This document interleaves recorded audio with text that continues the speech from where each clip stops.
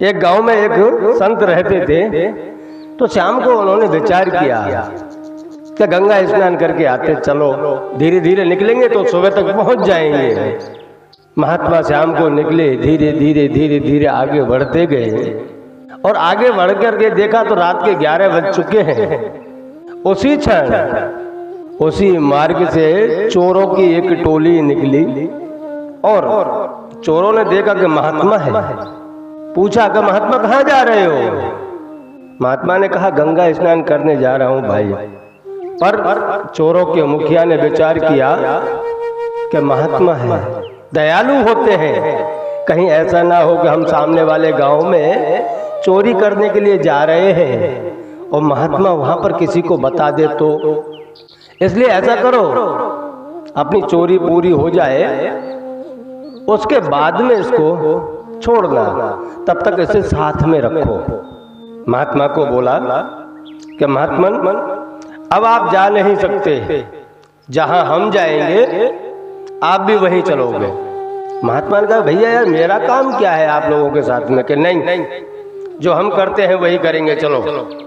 तो जबरदस्ती महात्मा को साथ में ले लिया, एक ना मानी।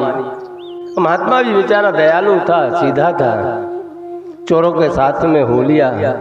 उनको पता ही नहीं कि चोरी किसे कहते हैं, चोर किसे कहते हैं और चोरी किसे कहते हैं, महात्मा को पता ही नहीं।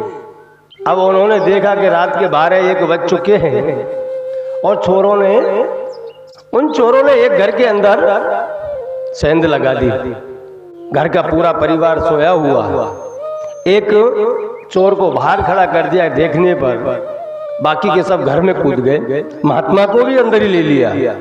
अब तो सब चोर अपना अपना काम करने लगे, कोई तिजोरी देखे, कोई सूटकेस देखे, कोई अलमारी खोल करके देखे, सब अपना अपना सामान निकालने लगे। महात्मा विचार करने लगा कि यार ये लोग तो अपना काम कर रहे हैं, मैं क्या करूं? तभी महात्मा को एक कोने के अंदर ठाकुर जी नजर पड़ गए और उन ठाकुर जी की तरफ देख करके अरे रे ठाकुर जी तो यहाँ है, चलो ये लोग इनका काम कर रहे हैं, हम हमारा काम कर लेते हैं। अभी 3 बजने वाले हैं, ठाकुर जी को स्नान करा देते हैं, फिर भोग लगाएंगे, सबको प्रसादी देंगे। महात्मा ने ठाकुर जी को नहलाया धुलाया, वस्त्र पहनाए, क्योंकि ठाकुर जी के पास में सारी चीजें उपलब्ध होती ही हैं। आप हमेशा देख लेना, जहाँ भी हमारे घर के अंदर मंदिर होगा ना, ठाकुर जी का सामान भी वही होगा। ठाकुर जी को तैयार कर दिया और तैयार करने के बाद में उन्होंने देखा कि प्रसादी क्या, भोग क्या लगाओ।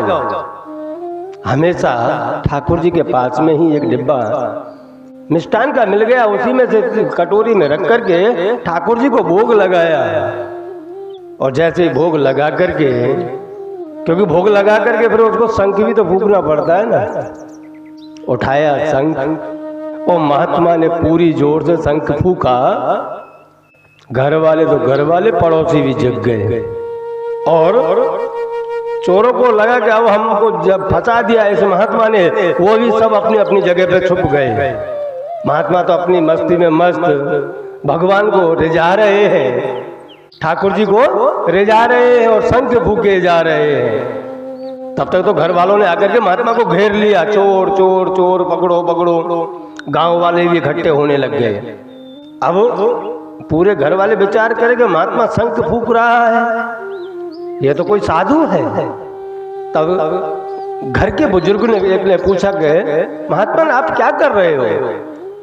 तब महात्मा ने जवाब दिया, भाई सब अपना अपना काम कर रहे हैं, मैं भी अपना काम कर रहा हूँ। मैंने देखा ठाकुर जी हैं, उनको नहला धुला करके थोड़ा सा प्रसाद भोग धर के सबको प्रसादी दे देता हूँ।